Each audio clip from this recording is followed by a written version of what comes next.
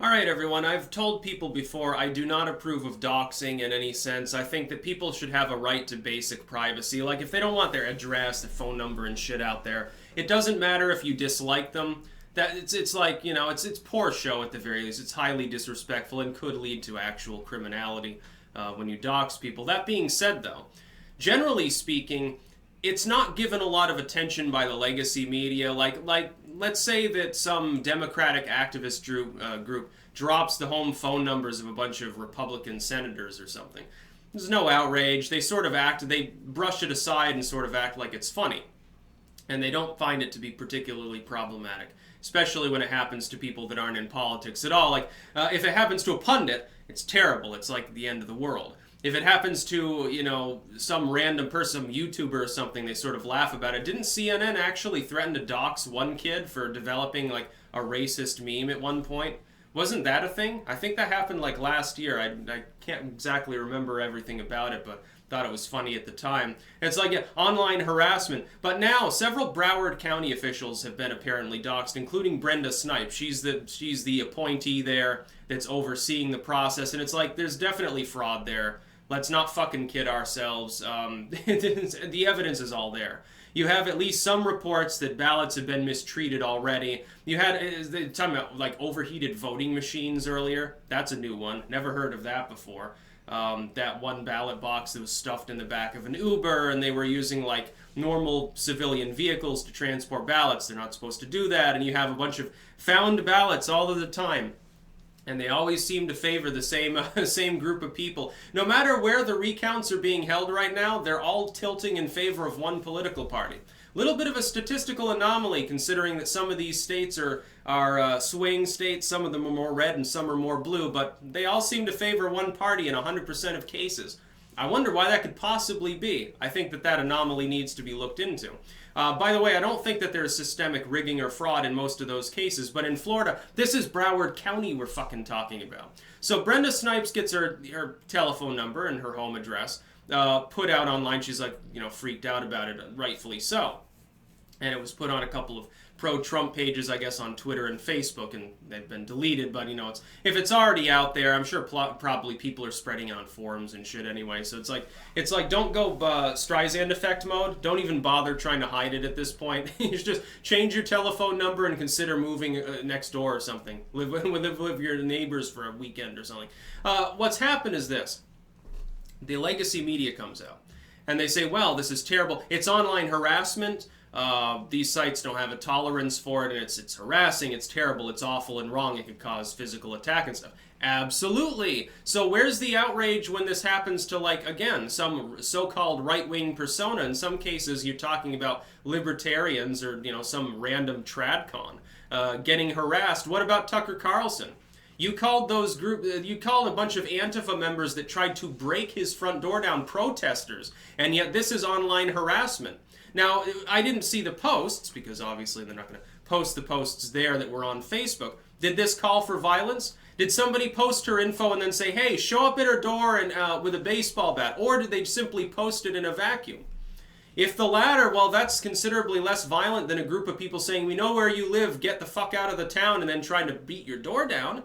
I would say that that's more concerning, but the media didn't really care. It's just a group of protesters, the police showed up and they scattered, no big deal.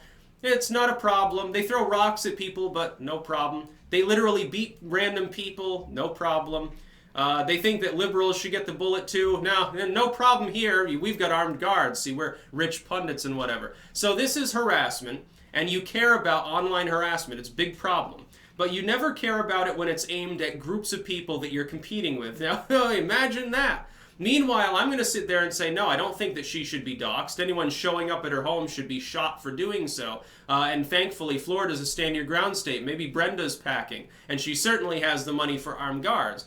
But it's a disproportionate degree of disdain for the situation, of worrying about the situation, online harassment or doxing interchangeably. It's disproportionate when the legacy media reports on this and says, and by the way, they mention Trump frequently in the article, like, oh, Trump is saying there's voter rigging, and now these pro-Trump pages are posting, doxing this Democratic official from Broward County. It's Trump's fault. Okay, well, then Maxine Waters is at fault for what happened to Tucker Carlson. Oh, confront them in the streets, confront them in the gas station, tell them you're not welcome here. Isn't that exactly what they did? So is Maxine Waters gonna have a hit piece written about her now? These were just unofficial pages. This isn't an organized effort on the ground. This is a fucking Facebook page, not people showing up in real life. Yeah, if a crowd of people wearing MAGA hats shows up outside Brenda Snipes' home and starts chanting, "Get out of our neighborhood, fucking election riggers, you know, get ye hence, witch," or something like that, then it should be dealt with in a legal fashion. But why the disproportionality? I mean, I think we can probably guess why. It doesn't take a genius to figure out. If one of your enemies, one of your competitors, is being targeted by doxers or for a harassment campaign or whatever, yeah, you're probably less concerned than if it's some election official who's rigging the vote in favor of people that you donate to in a political fashion, which is exactly where groups like CNN, NBC, Fox at this point, most of these people prefer the Democratic Party. That's because the Democrats are owned by those same corporations as well as their multinational parent firms and all of their crooked craptivist buddies. Oh, I wonder why they're less concerned about it when those are the groups doing the harassing. And they do it all the time. Now, what's the difference? So you're saying that the publishing of this info leads to a response of harassment. That's what you're claiming. So what about when you write a hit piece and you say, well, X, Y, and Z, these YouTubers are far-right, evil, bigoted extremists, these are their channels, they're also on all these other platforms, and Nazi platforms, and they're evil people or something. When you write those articles, isn't that not the same kind of dog whistle? And arguably more, because you're not encouraging criminal behavior, but you are encouraging raiding and depersoning. Isn't that the same basic idea? So you're, in my opinion, you're basically admitting to doing the same thing on a regular basis. Like the BitChute article the other day, or the Gab articles that were written before that was deplatformed, or the articles that were written on InfoWars days before they were taken down and had their problems. This happens time and time again. We should hold you to the same standard that you're attempting to hold, literally regular people running some random fucking Facebook page. How many people follow these pages, by the way? Are these like some nobody little groups with 100 people in them? Or is it an actual, like, above board, legit 100,000 fan page that's administrated live 24/7 by a dozen fucking staff because it's actually pulling in money? There's a big difference between the two in terms of independence of thought, I think. And it is funny to me that they're so worried about Brenda Snipes, who's a crooked official, very crooked, known to be crooked in the 2016 election, was found to have been crooked in that election by a judge, somehow still has that position.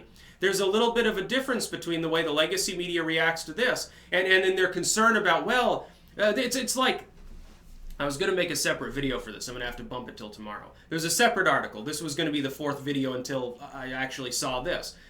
That they're saying that Trump constantly talking about, or people associated with Trump too, other admin officials, YouTubers, and the whole 9 yards, talking about election rigging that they say doesn't exist is toxic and wrong, and it's causing like harassment, and it's undermining the faith of the people and the legitimacy of the election, which I thought is funny because of the Russia probe and the Russia bullshit from the last 2 fucking years nonstop from these same people. Total hypocrisy. I'm looking at the situation though, and I'm seeing they're trying to blame on Trump doxing and harassment and all of the things that have actually been called for by people like Maxine Waters and Hillary Clinton and Eric Holder to an extent. Although those people, and some of them aren't in any official capacity, when has Trump said, hey, confront them in the gas station, confront them in the restaurant? Largely, it's Ted Cruz and Tucker Carlson and other neocons, oddly enough, who are usually the butt of that behavior. So I just find the hypocrisy astounding. There's a remarkable lack of self-reflection, really, from the legacy media on issues like this, especially when they're more concerned about somebody claiming that there's rigging with the possibility that the rigging isn't systemic than they are about the possibility that the rigging exists because they don't investigate it. They don't consider the claim to be coherent enough. They're like, hey, there's no evidence of rigging, so we're not going to investigate it, but there's no evidence in our minds because we haven't investigated it. Until you do that, you're never going to have evidence of it. You're just going to have claims, and I think those claims at this point make sense to sane people. That's about all. Peace out.